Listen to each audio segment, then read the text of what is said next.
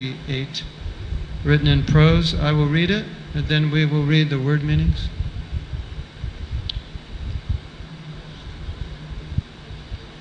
Sa eva hi punaha sarvavastu nivastu sarupaha sarveshvara shakala jagat karana karana bhuta sarva pratyag atmavat sarva Gunavashopalakshita eka eva payavasheshpitaha sheshtaha. Word meaning. Saha. He, the Supreme Personality of Godhead. Eva. Indeed. He. Certainly. Punaha, again, sarvavashtuni, in everything material and spiritual. Vashtu sharupaha, the substance. Sarva isharaha,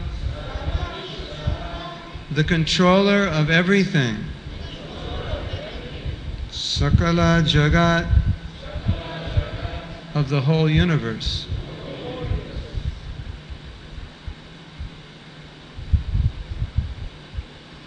Karana, of the causes.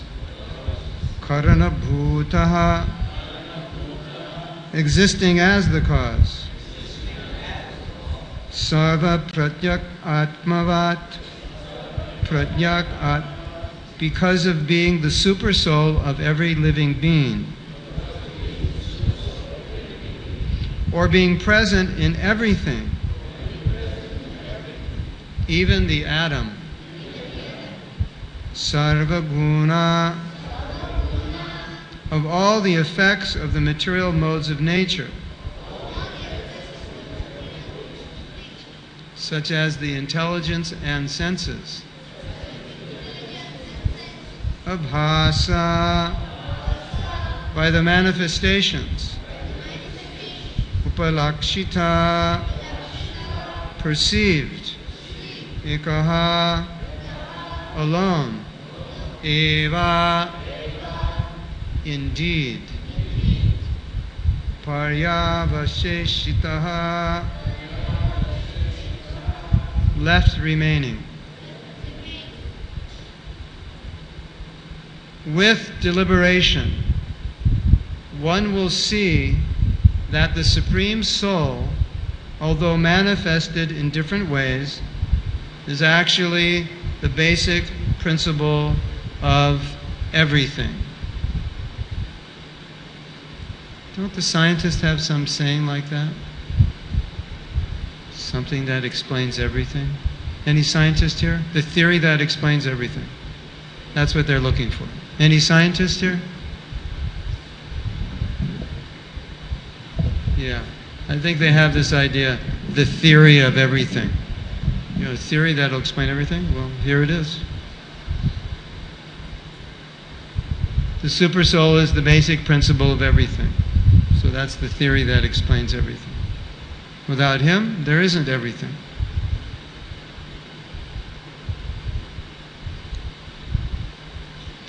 The total material energy is the cause of the material manifestation. But the material energy is caused by him. Therefore, he is the cause of all causes, the maintainer of intelligence and the senses. He is perceived as the super soul of everything. Without him, everything would be dead. You, as that super soul, the supreme controller, are the only one remaining. These are the demigods praying, I believe.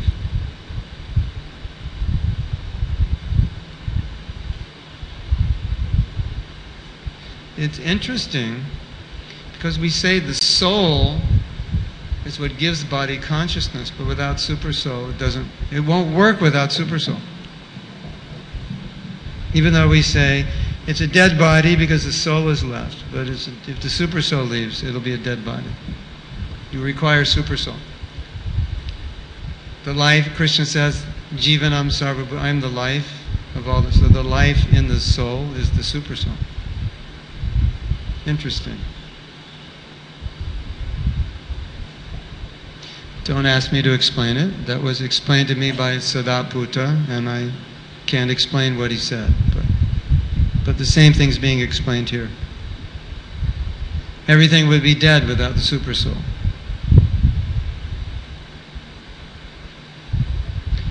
Purport. The words Sarva Vastuni, Vastu Sorupaha, indicate that the Supreme Lord is the active principle of everything. So again, the theory of everything. Anyone want to write a book? Here's your title. The theory that explains everything.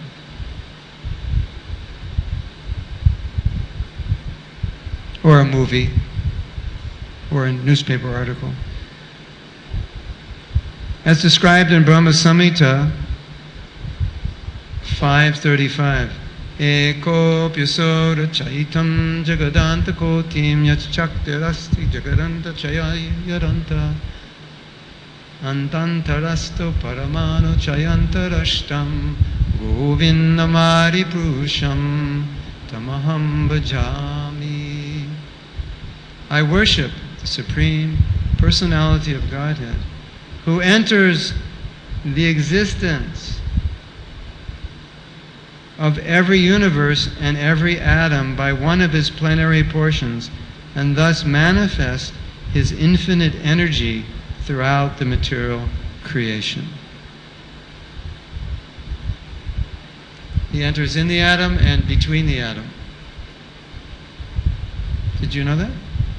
It's in the atom and between the atoms. You know that little space between the atoms? You've seen it? Well, he's there. By his one plenary portion as Paramatma Antardyami, the Lord is all-pervading throughout the unlimited universes. He is the Pratyak, or Antaryami, of all living entities. The Lord says in Bhagavad Gita, chapter 13, verse 3, Chetragyam chapimam vidhi sarva chaitreshu bharata. Who knows what that means? Chetragya. I am the knower, yeah. Chetragya chapimam vidhi. You should understand that I know what's going on in everybody's body. Krishna knows everything that we're thinking and feeling. O scion of Bharata, you should understand that I am also the knower in all bodies. As Prabhupada would say, you know your body, I know my body, and he knows all bodies.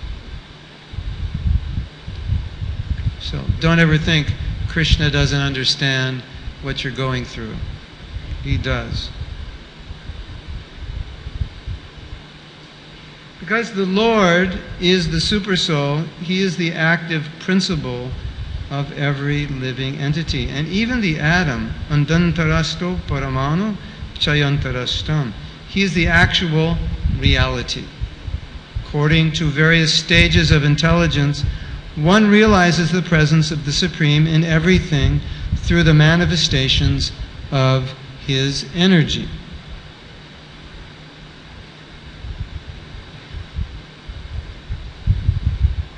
The entire world is permeated by the three gunas, and one can understand his presence according to one's modes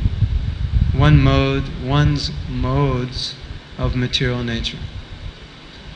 Srila Prabhupada ki jai. So one thing that has always intrigued me and inspired me and scared me is how Krishna operates within all of us as super soul in terms of providing intelligence. And generally, when we use the word intelligence, we think of something good. Like, he has intelligence. That's good, right? But it's not the way we understand it Vedically. Because Prabhupada said that everyone has intelligence, but not everyone is intelligent. So he gave an example. You have a tree, and there's a knot in the tree, and the bark grows around the knot. It doesn't grow over the knot. Because the tree has intelligence, and it knows it can't grow over the knot, it has to grow around. Did you know that? You look at a tree and you'll see a knot, there's no bark, it grows around. So Prabhupada said, the tree has intelligence, it knows to grow around the bark. One time Prabhupada said, and my memory is kind of dull, and I don't know if I heard this personally or through someone else. I seem to think that I heard it personally. And Prabhupada said, there's no such thing as instinct. It is supersoul. Like we say, animals instinctively know to take milk from their mother. Prabhupada would say, you don't have sex education classes for animals. They already know. You don't have to teach them how to eat, they know. So we call that instinct, the animal instinct. And Prabhupada said, no. He said, actually, there is no such thing as instinct. It's supersoul. It's Krishna giving intelligence. What kind of intelligence? How to eat. So then Prabhupada said, now look at modern society. They have intelligence, but they're not intelligent. So what is their intelligence used for? So Prabhupada said, highways, skyscrapers, this, that, and the next thing. And then he summed it all up and he said, they're using their intelligence how to increase sex. Because you need all these things as facilitations. One time Prabhupada was in a city and he said, you see all these buildings, you see the city, it's produced out of sex desire. If people had no sex desire, there'd be no big cities. And nobody would be working hard. So then Prabhupada's summing it up and saying, okay, everyone has intelligence, what's it used for? How to increase material enjoyment. Okay. Okay, so we agree. That's intelligence. You have intelligence. And then Prabhupada said, okay, now what's intelligence supposed to be used for? Just like you have money. We don't say you don't have money. You have money. You don't know how to spend it. But we don't say you don't have money. So you have intelligence. You just don't know what to do with it. So what should we do with our intelligence? Well, you can go to IIT. You can learn how to engineer something, and maybe in 20 years, you can create a phone that you could manifest out of nowhere. And when you're finished with it, you just go, and it disappears into a little pin. Right? That'll happen someday, right? Yes? Anybody here know about that? Yeah, that's like one of the next phases of technology, right? You have a computer you carry with you, it's like, and it'll be like science fiction movies. It'll roll out, I don't know how. And then you wrap it up in your little pocket, right?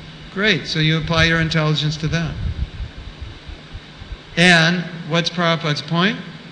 And guess what's happening while you're in your research laboratory doing that stuff? You're getting older and you're going to die. And you don't ask the question, why? So how many times when Prabhupada was speaking to some reporter or someone, he would pose this question. He said, you are being forced to get old. You are being forced to die.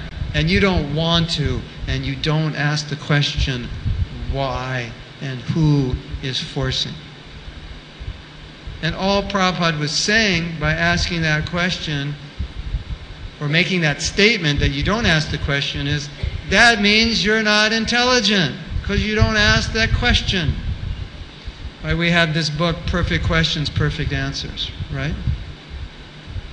So in the material world, people understand the power of questions, because if you ask good questions, you get what kind of answers? You get good answers, and if you ask stupid questions, you get stupid answers. So just from the material perspective, what's a stupid question? Something bad happens to you and you say, why does this always have to happen to me? That's a bad question. The good question is, how can I get this to stop happening to me and do something better? Why do I always fail my tests? The good question is, how can I pass my next test? Right? So they say even materially, you ask bad questions, you get bad answers. Why do I always fail my tests? Because I'm stupid. So that's the answer you get. And you spend your whole life thinking you're stupid, and you'll just do stupid things your whole life. Ask a good question. Why do I keep failing a test? Maybe I don't study. Oh yeah, that's probably why. Okay, maybe I should study. So how can I do better on my test? Study more. So Prabhupada's saying the same thing. What kind of questions are people asking? How can I go to engineering school so we can build a taller building? Or make a phone that's the size of a pin that I can fold out into a whole computer? Right? Those are the questions we're asking. And those are the answers we're getting. And we'll keep getting those answers. Right? But when Mayadanava offered Arjuna the Silpa, the technology Shastra, Krishna said, don't take it, it'll ruin everything. So we're after that which will ruin everything. And India will someday become famous for exporting that which will ruin the world. Yes? It's a paradox, isn't it? So Prabhupada, in one of the purports in Bhagavatam, he said, okay, this is intelligence. You ask the question, what is going on here? That's intelligence, a tato brahma jigasa. And everyone in this room, in order to be here at some point in your life, you ask that question. And nobody else in your neighborhood asked that question. What happened to all your friends? What are your friends doing now? They're doing the same thing they did when you left them 20 years ago. Isn't it? I remember when I became a devotee. You know, we take drugs, we do stupid things, and then we stop and we become devotees. And I became a devotee. I was distributing books in the town I grew up in, so I'd sometimes see my friends. I say, what are you doing? And they'd tell me what they're doing, which was the exact same thing I did with them when we were 17. And I'd think, do you still do that? That's what you're doing? Right? And why do they do that? Because they never asked the question, why am I doing this? Where is this taking me? So Prabhupada kept, in so many of his preaching to people, he would just make that point. Ask that question. Then you have a brain. Then you're utilizing intelligence. Okay. So, now I want to elaborate on this idea, how it relates to us, the idea of asking questions. In many letters that Prabhupada wrote, especially in the early days of the movement, he was giving devotees lots of responsibility to do things they never had dreamed in their life they would ever have to do. And then they would report to Prabhupada, and Prabhupada would say, I can see Krishna is giving you the intelligence how to do this. So many letters like that. Krishna is giving you intelligence because you are sincere. Letter after letter after letter. Thank you for this service. Thank you for distributing books, opening the temple, making devotees, putting on this festival. I can see that Krishna is giving you intelligence. Continue in this way and he will give you more and more intelligence. It's this very, very common theme. And if this were not true, do you think Prabhupada would send 19 and 20-year-olds around the world to open temples 6 months after they joined ISKCON? 6 months after moving in a temple, someone's made a temple president. Yes. 6 months. My godbrother Charu, 6 months in the movement. He's sent to Australia, 1970. You imagine, you join, 6 months later, they send you to Australia. There are like 2 devotees in Australia, and you're sent there to become the temple president. How do you do that? Hare Krishna, Krishna Krishna, Hare Hare, Hare Ram, Ram Ram. That's your training.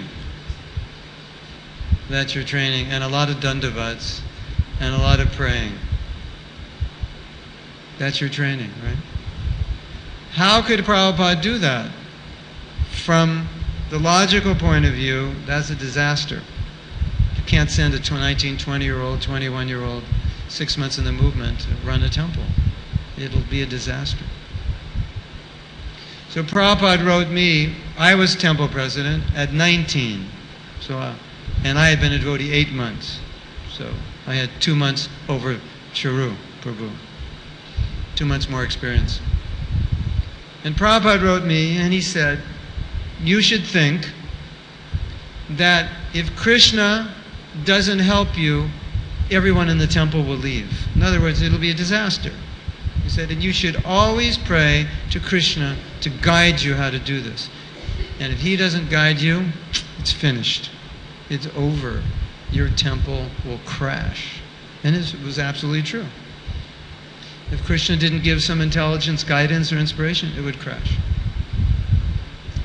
So, the function of Supersoul is to give intelligence according to the need of the person. This is how it works, which is such good news and such bad news. So, I have a little mantra. If you want to make a t-shirt from this, you can. And it goes like this. Maya never comes to visit without an invitation. Maya never comes to visit without an invitation. When Maya shows up, we're all shocked and surprised. What are you doing here? Yes? We're thinking, I didn't ask you to come here. And Maya says, no, I don't come without invitation. If you don't ask, I don't come. So whenever Maya shows up in your life, she's been invited.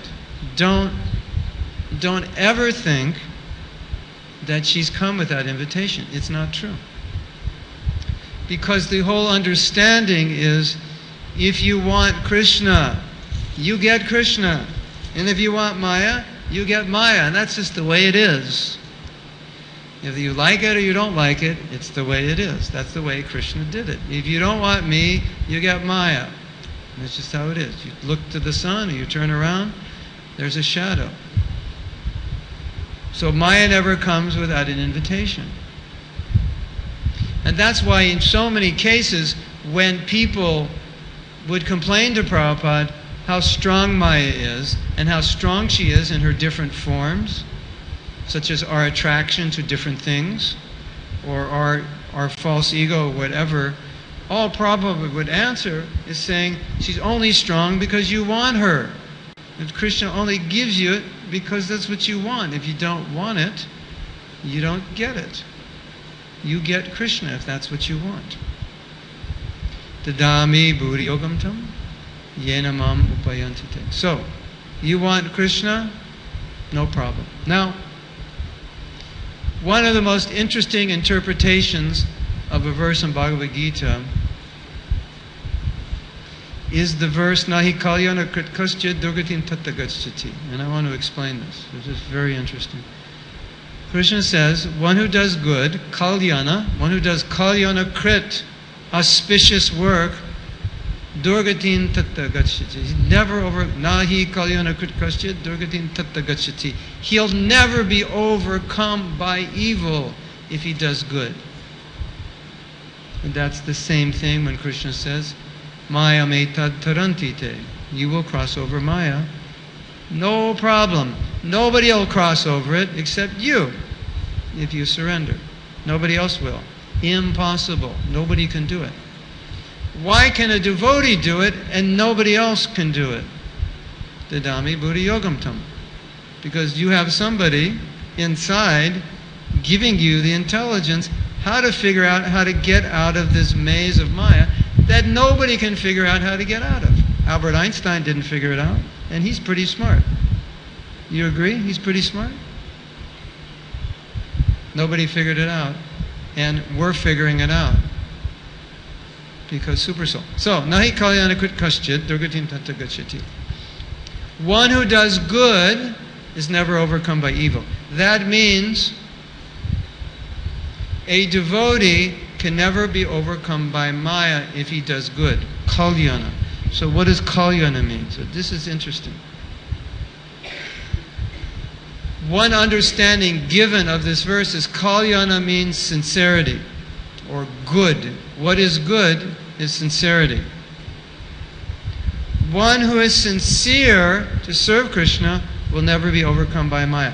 A sincere person can never be overcome by Maya. One time, they said, Prabhupada, you have a disciple who is having difficulty following the regulative principles, but he's sincere.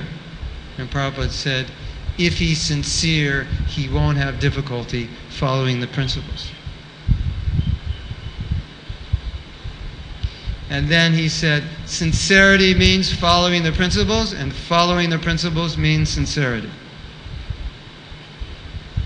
If he's sincere, Prabhupada, he's sincere, but he can't follow. If he's sincere, he will follow. Nahi kalyana krit kaschid durgatim tata gacchati. If you do good, you can never be overcome by evil.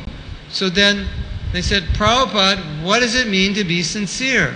Okay, I have to be sincere, and then I can do anything. I can overcome my. What does it mean to be sincere? Prabhupada said, sincere means pure motivation. You want to serve Krishna only to satisfy him, to please him. That's the meaning of sincere. Right? And then they said, Prabhupada, how do you become sincere? And what did Prabhupada say? Who knows? Yeah, just be sincere. So what is Prabhupada? He's saying, so you could say, how to become sincere, rephrase the question, how to become purely motivated. And Prabhupada's answer, just be purely motivated. And that's why Prabhupada said, no ambition, no personal motivation. And what did Prabhupada mean? That everybody has control and the ability to serve without personal motivation. So now, here's another mantra for a t-shirt. It's even better than Maya never comes without invitation. Sincerity is invincible. If you're taking notes, write that down. If you're not taking notes, remember that. It's powerful. Sincerity is invincible. What does that mean? For a sincere devotee, Maya cannot ever stop them. It's not possible. Maya cannot stop a sincere devotee. Sincerity is invincible. What is invincible? Invincible means you cannot be conquered. What do we mean? You take a hippie off the street, 1969, he comes in the temple, he thinks if I chant Hare Krishna I'll get high and it's cheaper than buying pot and I ran out of money. So I'm going to chant Hare Krishna. Right? He never leaves. 3 days later, he's on the street distributing Prabhupada's books. 6 months later, he's a temple president. How is that possible? Sincerity is invincible. Completely raw out of Maya to on the street in 3 days. From 0 to 108 in 3 days.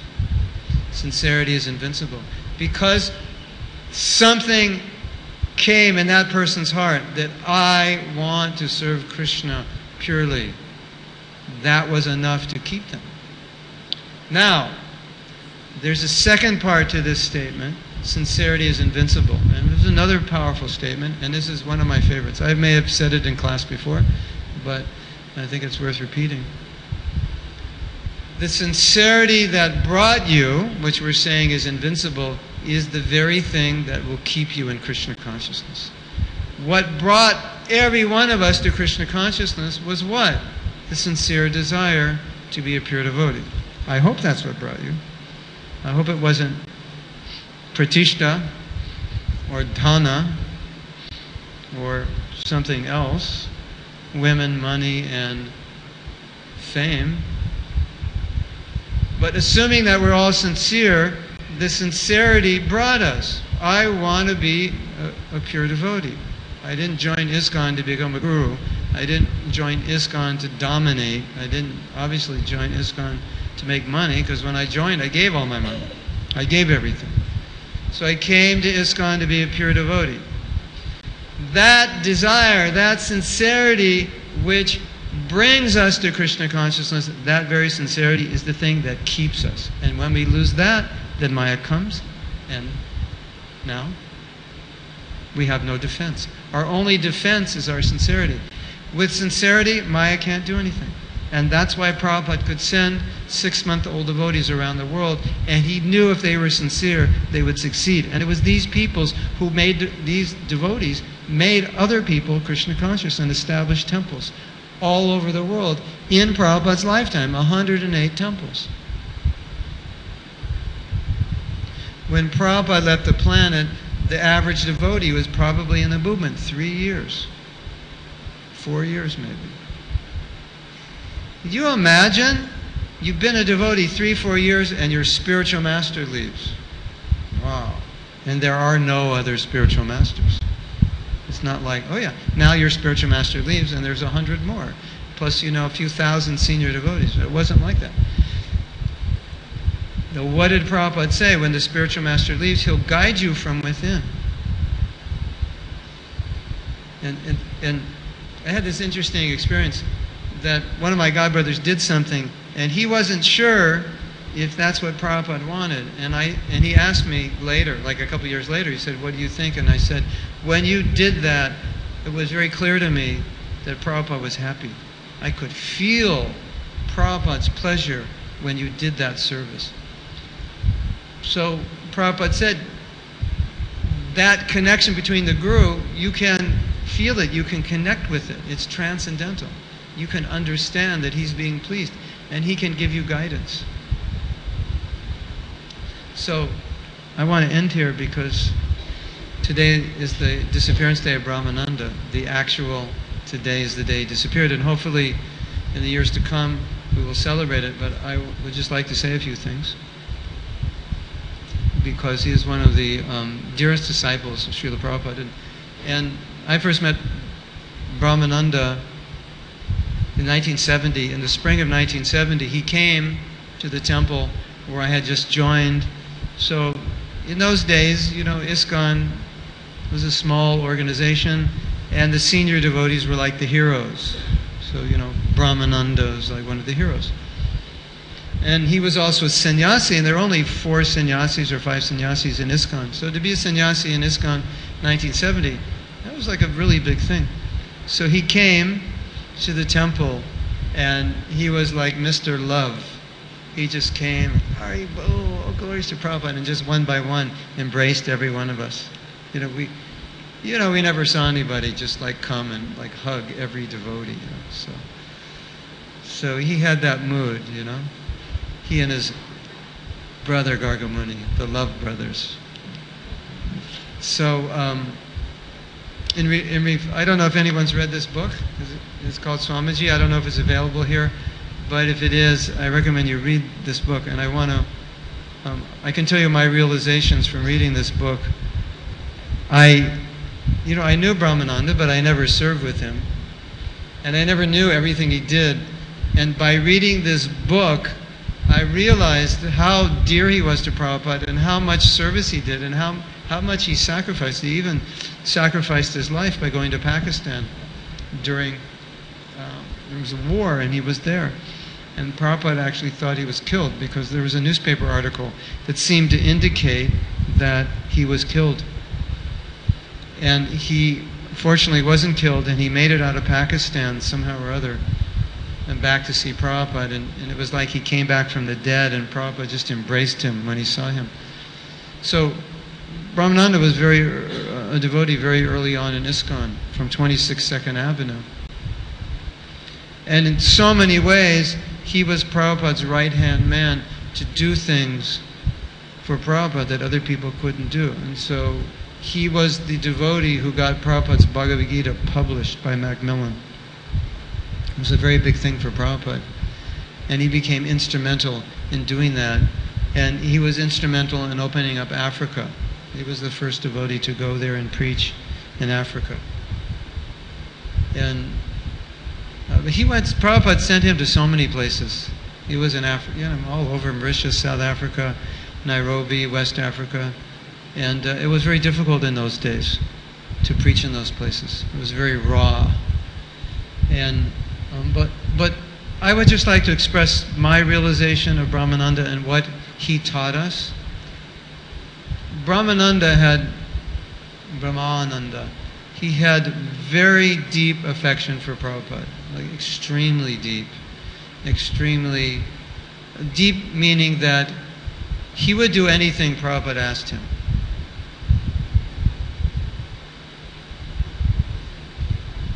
He would give his life for Prabhupada. He would sacrifice. If Prabhupada said, jump off that building, get that man, jump off that building, he would jump off it. He would do that. But at the same time, he was not really known for being a strict sadhaka. Even as a sannyasi, sometimes you wouldn't see him at the morning program till about 7 o'clock. And you could tell he had just got up. He was fresh. You could see he was freshly bathed, fresh tilak. So he wasn't, in his later years, he was losing his strictness. So he wasn't really well known as a sadhaka. And so what I want to say is, though, that even though he wasn't a sadhaka, because of his dedication to Prabhupada, he got so much mercy from Prabhupada. And he was so dear to Prabhupada. And so that one quality of his willingness to do anything for Prabhupada and surrender everything was what gained him Prabhupada's mercy. And it was that love that Prabhupada used to pick him up out of the material world. And Prabhupada had that relationship with some devotees. It's just the relationship was so full of love that was all the devotee needed, because Prabhupada would just give them so much mercy to do their devotional service. And even though he eventually gave up sannyas and later years retired from the forefront of preaching, but he had so much deep affection for Prabhupada that it's like he could not talk about Prabhupada without crying. It was like impossible. It's like the Prabhupada touched him on such a deep level. And it shows the effect of the guru-disciple relationship. It's not just about the guru says get up at 4 o'clock and chant your rounds. It goes much more deeply than that. And with him, it was based on this deep affection that this is my spiritual master, he saved me, this is the person I would do anything for. And that's why, even though on the side of sadhaka, and later on the side of service, that had reduced from previous years, but in terms of his affection and connection with Prabhupada, that never decreased. That was always what kept him. So I just wanted to make that point, that it's not just about, these are the instructions of my guru and I follow them like a clockwork, but there's a whole other side of relationship which is based on deep affection to serve and follow the mood of the guru. And so I suggest you get this book, because this book will inspire you. It's called Swamiji, an early disciple of Brahmananda Das. It will inspire you because it demonstrates a level of surrender and sacrifice that not many devotees have, or had, or will have for their guru. So that's all I wanted to say. Brahmananda Prabhu ki jai, Srila Prabhupada ki jai, Go Premanandi, Hari Hari Bo. Thank you very much. Hare Krishna.